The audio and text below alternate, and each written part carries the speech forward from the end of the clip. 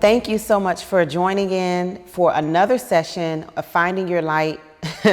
When I tell you that this sister on this call is full of light, and she found that light and now is sharing that light with the world, I've been so blessed to watch her journey as it's like just unfolded in front of our eyes. She's going to share with you the adversity that she's overcome, but also everything that she's accomplished and is continuing to accomplish to give back to others. So not only did she find her light, but she is sharing her light with the world. Miss Terrica Lynn Smith, the real estate guru. I'm so excited to be here. Thank you so much for having me. Like, I'm so honored. Again, thank you for hosting this. I know you've been through so much, and just for you giving back and doing this it's everything. So thank you so much. And for those of you guys who don't know me, my name is Terrica Lynn Smith. If you hear a little accent, that's because I'm from New Orleans. I'm definitely from the South, So you may hear me, have a little slurs every now and then. But at the end of the day, I think we're going to get well acquainted, and we are family. And so for those of you guys who don't know, I am a real estate developer. I develop communities throughout the state of Louisiana. I have one of the largest real estate crowdfunding platforms in the state of Louisiana, and I'm the first African-American female developer to own her entire community. And I don't say that to be boastful or like to be bragging or anything like that. I say that because a lot of people see where I'm at right now, but a lot of people don't know what it took to get to where I'm at right now. And so for a lot of us, we have these walls that are in front of us, and they seem impossible to knock down. But I like to believe that I am actual living proof that you can break down any wall that is built up against you, right? And so for me, I didn't have an easy start in life. Like literally, whenever I was first born, my mother left me in the hospital. She didn't want to have anything to do with me. And then eventually I ended up living with her. And then at the age of 5 years old, she sold me over to her drug dealer. Like literally, she would leave us in the house for days and days at a time, to the point where we literally had to eat grass to survive. I remember one day my mother left us in the house. It was like 3 days. They had no power. They had no water. They didn't have anything inside of this house. And, she was like, don't you dare leave this house. And back in the day, you listen, right? If they say don't do it, you don't do it. But I knew that if I didn't do something, that me and my sisters would end up starving to death. And so I literally opened that front door. That sun hit me. I was like, oh my gosh. I was like squinching my eyes, and I ran as fast as I could. And I grabbed the first thing I seen, 2 handfuls of grass, and I ran back inside. And my baby sister was crying because her stomach pains were so bad. She was so hungry. And I said, look, we have to eat this. We have to eat this to survive. And like, although like that moment was like, devastating, and we didn't know if we were going to make it or not, when she sold me over to her drug dealer at the age of 5 years old, having my innocence taken from me, fighting for my life, screaming for her, and her never coming to save me. And the look in her eyes as she sat on that floor high, I would never forget that. And those were some hard moments in my life, to the point where I started building up walls against everybody. I couldn't trust nobody, y'all. Like literally, I was angry at the world. I was angry at God. I was angry at my mother. I was angry at my father. I was angry at everybody. And so when I entered into foster care, as you can imagine, I was one of those children who they would say would be nothing in life. Like they literally would say, look, you need to hurry up and age out of here so you can just go live on the streets. So most of my life, I was told that I was a failure, and that I was going to be on crack like my mother, and that I was going to be a prostitute, and I was going to be pregnant by the age of such and such, right? And I eventually started believing those lies that people were telling me. I'm like, look, if this is what they think, then this is what I'm going to give them. And so it got to the point where I was this rambunctious child. Nobody wanted to deal with me. Any adult that came up to me, have you ever been told she got a bad attitude, or he got a bad attitude, or they talk back, they sassy, sometimes we don't know how to reach out to people. So we react the best way we know how. And so for me, having this attitude and being, this problem child was my protection mechanism. It was what protected me from allowing people to hurt me. So when I ended up in foster care and my foster parents started beating me, I went into my protection mechanism, right? Whenever they would put me out and say they didn't want me, I was already abandoned by the person who was supposed to keep me and raise me. So I had a protection mechanism put up, and that wall eventually built up so high where I eventually ended up in a cell. I was literally in a room by myself and I was done. Like I was ready to end it all. I could not understand how God could birth somebody to be here and go through as much hell as I went through and just leave me here to wallow in all of this suffering that I was going through. I literally was screaming and nobody could hear me. And I know a lot of times, a lot of us feel like that. We feel like we are screaming at the top of our lungs, but no matter how loud we scream, nobody hears anything of what we're saying. And I eventually ran away from foster care. They emancipated me at the age of 16. What does that mean? That means that at the age of 16, they considered me a legal adult. Y'all, I didn't know what an adult was. I still was running from my childhood. I was trying to figure out who Terrica Gilchrist at the time was. I had no clue. All I knew was that I wanted to run. So I literally went to the magazine business and I started selling magazines from door to door, state to state. Now, if you know anything about that business, it's a high drug infested business. Usually they end up prostituting the young girls that join, whatever the case may be. Well, I end up meeting a boy and I end up getting pregnant. And he did the worst thing that he can possibly do to me. He cheated on me and made another child in front of my face and then left me, right? So I literally ran back home to New Orleans. I got off the road and I ran back home to New Orleans. Well, while I was pregnant, I ended up having my baby, traveling from home to home. So I never really had a stable place to stay. I would stay with friends and different people like that. I never had nowhere stable. But then I had so many walls up, nobody could tell me nothing. So of course, nobody want nobody in their house that they can't tell nobody nothing to, right? I feel like at the age of 5 years old, I became a woman. So can nobody tell me nothing, but I'm pregnant. So I end up homeless on the street in New Orleans. I end up homeless. I had my baby and literally that was my rock bottom moment. It was the moment where I could not run no more. It was the moment that I had to self-reflect and look at myself and say, okay, Terrica, you have been a victim your whole entire life. And what they done to you, it is not right. And it is not your fault. But you have to forgive yourself for taking on all of the hurt and the abuse and all of the stuff that they place upon me, the lies, the insecurity. I had to forgive them for that. But I had to forgive myself for indulging into all of that. And that's whenever I was looking at my son, Tyreek. And I cried and cried and cried.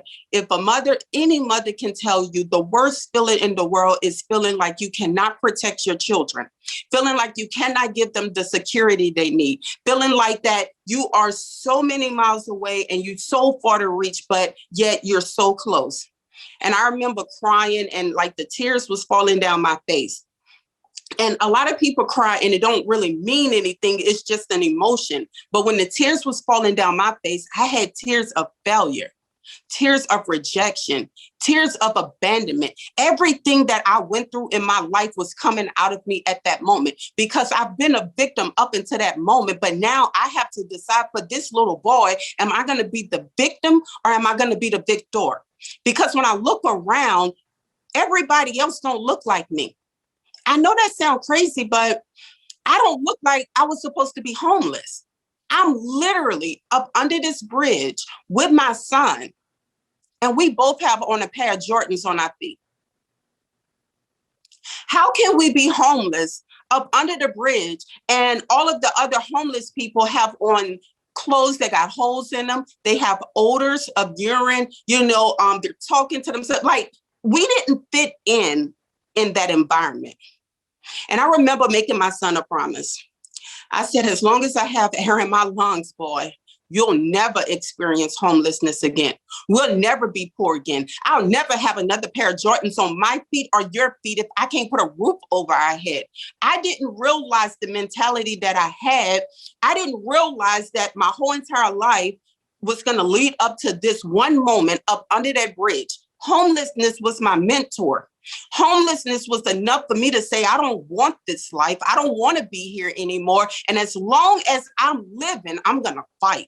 I'm not going to be the victim no more. I'm not about to blame Deborah Dixon. I'm not about to blame Terrica. I'm not about to blame all of these people in my life who should have done what they should have done. The truth of the matter is now I'm a mother. And am I going to allow what happened to me to happen to my son? And the answer to that is no. And so I started fighting. And let me tell you, it was hard as hell because I didn't know what I didn't know. Like, I didn't know my whole entire life. Nobody taught me how to be successful. I was going through so much hell in my life. I was literally surviving. If I woke up the next day, that was the blessing for me. I don't think you hear me. If I woke up the next day, that was the blessing for me. I couldn't see past that. I could not see past waking up and opening up my eyelids because I was so focused on surviving. Oh, but when I started to dream, when I started seeing that Terrica Lynn Smith could be somebody more than just this little girl who's been abandoned and thrown away and counted out and all of this other stuff, when I started seeing who the real Terrica Lynn Smith was, it was a different type of feeling that came inside of me. It was a different type of confidence. That's when I realized as much as people tried to break me, they couldn't break me. I was so strong. I'm street strong. And as much as I thought that, God had forgotten about me, what I didn't realize was that he was building me and he was strengthening me for a time of where I'm at right now. And so when I started fighting, guess what happened? You think the enemy is just going to let you get up and fight and win? No, I went through, look, soon as I was like, all right, I want to get my life together. Me and my son, we get an apartment. We get from up under that bridge. I had to literally sell all of my food stamps to get an apartment. I was desperate for a change in my life. I knew I could find something to eat. I just knew I didn't want to be up under that bridge again. The shoes I had on my feet, everything had to go if I wanted to change my life. That's how bad I wanted to be a good mother to my son. I wanted him to have a different type of life than what I had. And so with that, you start getting yourself together and you think, all right, things are going good. Oh, I can breathe, and then boom, Hurricane Katrina happened. I'm like, all right, God, can you allow me to let my edges relax? Look, I'm telling you, I got beat up so much. Like my edges was messed up. Looked like I just got out of a Mayweather fight. Like I looked at rough. Okay.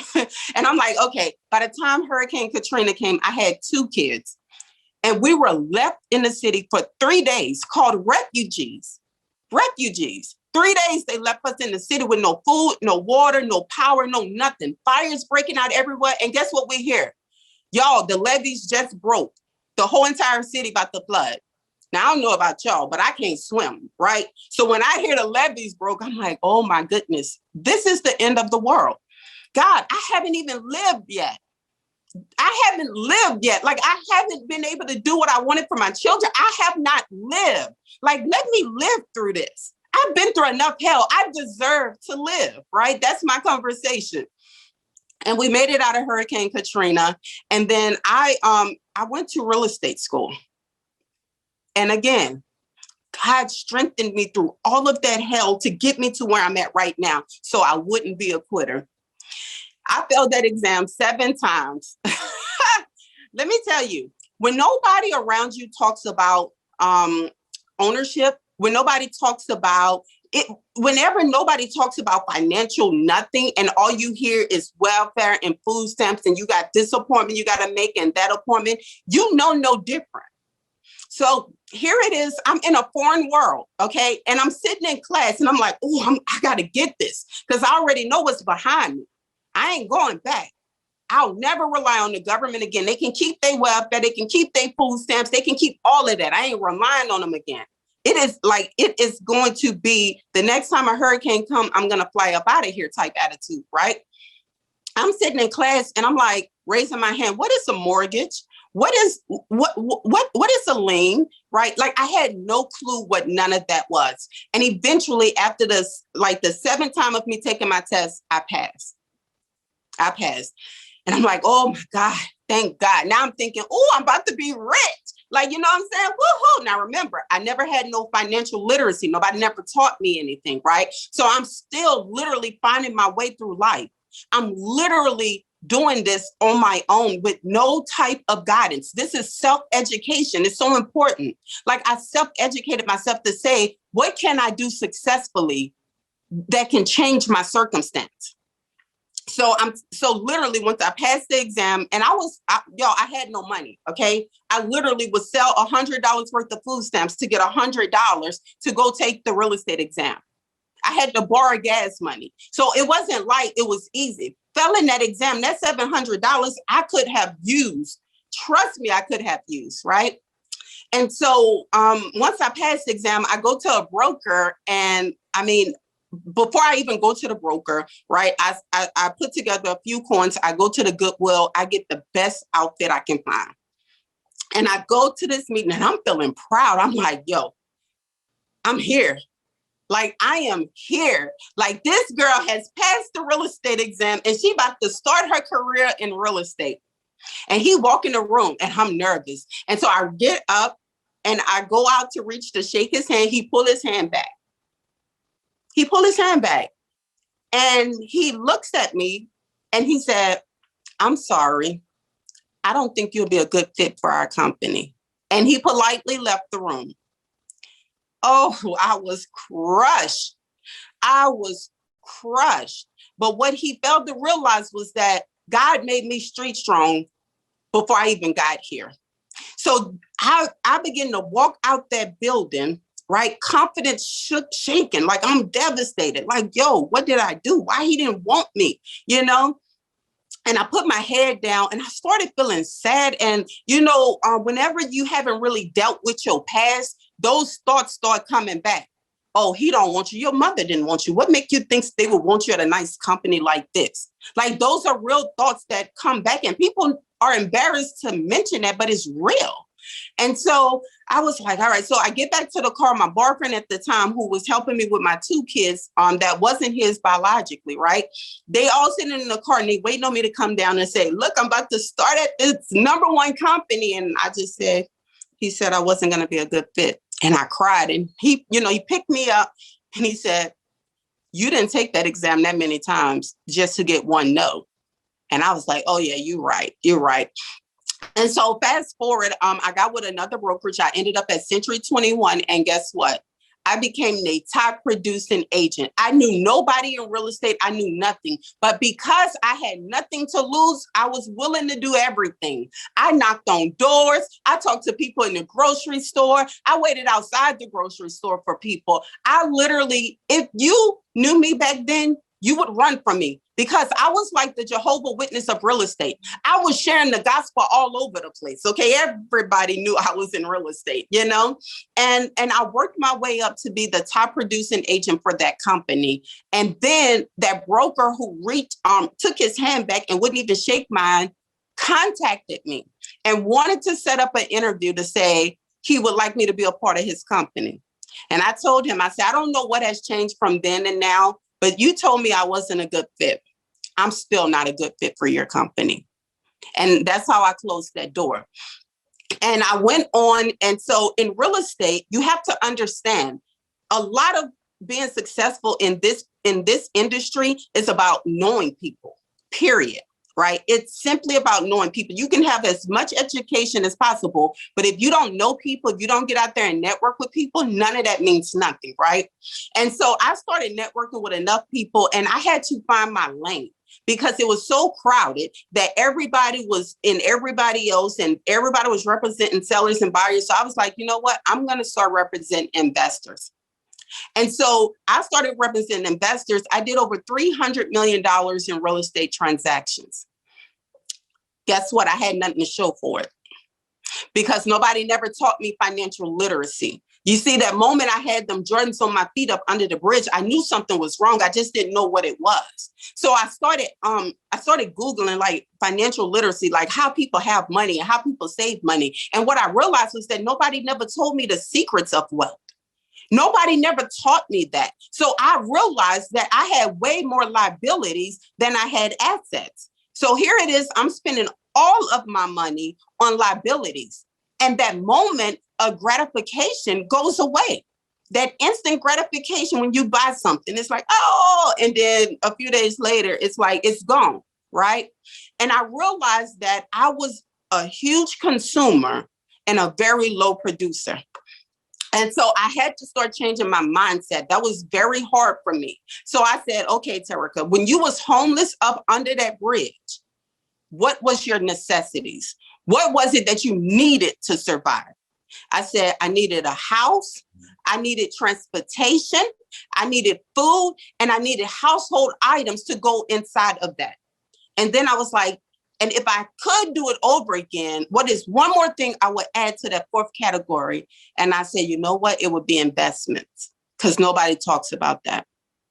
We teach our children how to spend, but we don't teach them how to invest. We teach them how to wake up at 3:00 in the morning and go stand outside the mall and wait for the new Jordans to be released. But we don't teach them how to get up at 6:00 in the morning and wait for the stock market bell to ring. You see, it's something backwards with the way that we think and the way that we raise our children. And so once I start understanding that I've been raised with a poverty mindset, and it's not like people did this on purpose. It ain't even no shade to them. They just never got the teaching. So they can't teach what they don't know. So once I realized that I needed to do better, I stripped myself of all of my luxuries.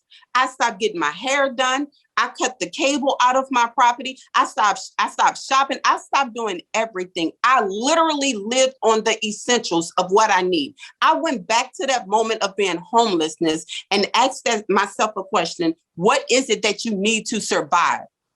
And once I realized how much it cost for me to survive, oh, people became in trouble, right? I took my tax return of $5,000 and bought my first investment property, and I needed that money. But if I didn't understand how to live off of essential needs only, if I didn't understand how to strip myself completely of that consumer mindset, I would have never thought about investing my tax return. I took my $5,000 tax return. I bought my first rental property. It was the ugliest house on the block. It's still ugly, if I'm being honest, okay? And me and my husband, we took $3,000 and we put into this property. And people be like, well, why $3,000? Yo, that's all I had. I started with what I had. It don't have to be pretty. It don't have to look like everybody else. It just have to be your start. Your start may look different than somebody else's start, but what we have to stop doing is comparing where we're starting at, where somebody been traveling at. People been traveling, and we trying to catch up to them, and we can't. And so with my little 3-bedroom, 1-bath Huckleberry, we worked so hard in that property. Okay, like I thought I was gonna get a divorce. I was like, there's many days I walked out that little front door, and I'm like, I'm done. Like we were ripping each other's heads off. And eventually we got the property where we needed it to be. And we were into the investment for $8,000. I went to the bank to get it appraised, and the bank appraised that property for $60,000. I took $8,000, and now this property is worth $60,000. Well, if you know about financing, the bank will give you 80% of that loan amount. So they would give me $48,000 to be able to go and do whatever I want with it. Again, if you don't have financial literacy, you'll take that $48,000 and invest into a consumer mindset. But being that I self-educated myself on financial literacy, I knew that $48,000 was now going to be worth $220,000 in real estate. So now I can get a whole lot more real estate than what I started with. So I took that $48,000 and I kept on investing it, And now I have over 200 investment properties. My portfolio is well over $40 million. And my community by itself is $21 million. there is no limit to what God can do when you become a good steward of what he's blessed you with. And so all of the bricks that they tried to throw at me, all of the bridges that they tried to build for me to not be able to cross, I've crossed every single bridge. I've knocked down every single wall that they've thrown at me. And I've taken those bricks and I've built my own empire. I built my own castle. I built my own kingdom. And guess what else? My table is full. But not only is my table full, my children's tables are full. So they don't have to ask permission to sit at nobody else's table. They don't have to go through the hell that I went through to get to where I'm at. And for me, the biggest thing is for my children to pass on to their children and people in the community how to break these generational curses and not settle for what life has dealt you. We all get dealt some BS hands. It's the truth. But how we come through it, how we overcome and how we fight through it is what makes the outcome is what it is.